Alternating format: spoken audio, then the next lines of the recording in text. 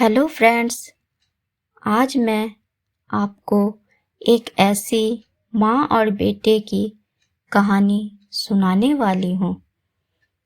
यह कहानी एक ऐसी माँ की है जिसने हजारों दुख सहकर अपने इकलौते पुत्र को पढ़ा लिखा कर इंजीनियर बनाया। सोची थी कि अब मेरा बेटा इंजीनियर बनकर मेरे हर गम को कम कर देगा, उसके पिता के सपनों को पूरा करके। माँ ने स्वयं पर काफ़ी गर्व महसूस कर रही थी। अब माँ दिन रात बहू के आने की इंतज़ार करने लगी। यह सोच सोचकर वह पुलकित होती जाती। शाम में जब उसका बेटा काम से लौटता तो माँ स्नेह भरी हथेली से उसके सिर को सहलाती और कहती, बेटा अब अच्छी से अच्छी मुझे बहू ला दे। बेटा मुस्कुरा देता, माँ जिस दिन मुझे तुम्हारी सपनों की बहू जैसी लड़की मिल जाएगी, मैं उसे विवाह कर तुम्हारे पास ले आऊँगा। यह सुनकर माँ बहुत खुश हो जाती। इस तरह हंसते खेलते माँ और बेटे का समय गुजर रहा था।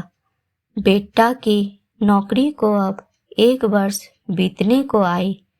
माँ के पास अच्छा सा मकान, गाड़ी सब था।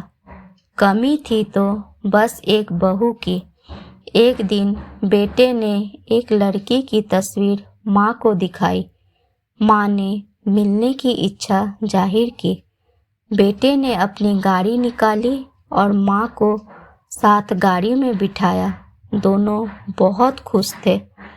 दूर जाना था, इसलिए गाड़ी की रफ्तार थोड़ी तेज कर दी। आधी दूरी तय करते ही माँ के सीने में तेज दर्द होने लगा। बेटे ने माँ की स्थिति को देखते हुए वापस शहर की ओर चल पड़ा।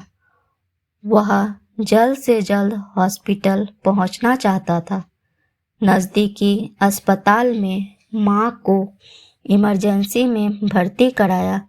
बेड पर लेटी हुई माँ की आंखें बंद थी, लेकिन होठों के कुछ बुदबुदा रही थी। बेटा समझ नहीं पाया कि माँ ने क्या कहा।